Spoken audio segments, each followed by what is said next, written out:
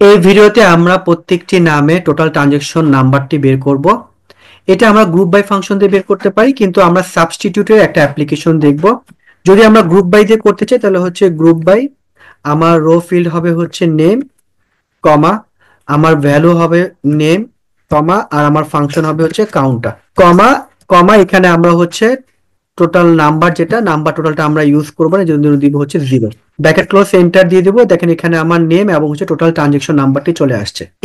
এইটা আমরা আবার সাবস্টিটিউট দিয়েও বের করতে পারি, এটা জাস্ট একটা ডিফারেন্ট অ্যাপ্লিকেশন দেখানোর জন্য।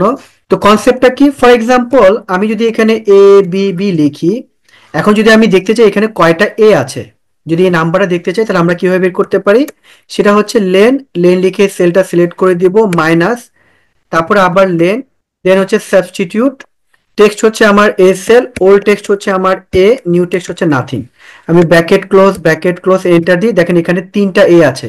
ফর এক্সাম্পল যদি আমি এখান থেকে একটা এ ফেলে দিই, এখানে দেখেন 2টা, এখানে যদি আরো এ জয়েন করি তাহলে দেখেন এখানে 4টা।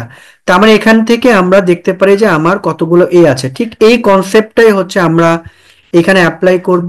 আমরা প্রথমে হচ্ছে যেটা করব, লেট, আমার নেম দিলাম ফর এক্সাম্পল এ, আমার নেম ভ্যালু কি হবে, নেম ভ্যালু হবে হচ্ছে আমার ইউনিক। আমরা ইউনিক দিয়ে এই নেম থেকে হচ্ছে ইউনিক ভ্যালুটা হচ্ছে বের করে নিয়ে আসবো, যেমন এ বি সি, কমা, দেন হচ্ছে আমার বি, নেম, এ বি এর ভ্যালু কি হবে, সেটা হচ্ছে আমার কনকেট ফাংশনটা ইউজ করব। আমরা প্রত্যেকটা ভ্যালুকে, এখানে যতগুলো ভ্যালু আছে আমরা এটা একটা সেলে নিয়ে আসবো, আমরা সিলেক্ট করে ব্র্যাকেট ক্লোজ করে দিব।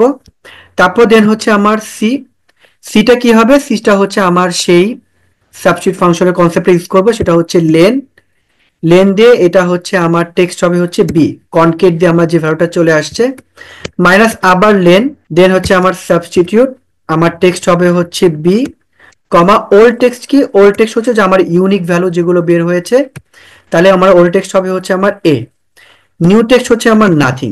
তাহলে আমরা ব্র্যাকেট ক্লোজ করে দিব, আবার একটা ব্র্যাকেট ক্লোজ করে দিব, কমা।